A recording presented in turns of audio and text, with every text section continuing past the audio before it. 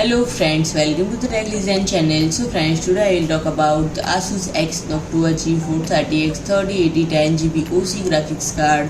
So friends, Asus has shared to release the second graphics card featuring a Noctua cooling solution nearly a year after two companies announced Asus X Noctua GeForce RTX 3070. And friends, this new card features the G102H 10GB version of the RTX 3080 instead of new 12GB version launched in January. And friend, the quad slot cooling solution present on the card is very similar to the existing configuration with dual 120mm Noctua fans and a slightly modified backplate. And friend, the card features dual 8-pin power connectors in addition to non-standard display outputs with 3x1 DisplayPort 1.4 and 2x HDMI 1.2. And friend, it is accepted to launch soon and retail for €1150, which is €250 more than existing Asus X Noctua GeForce RTX 3070.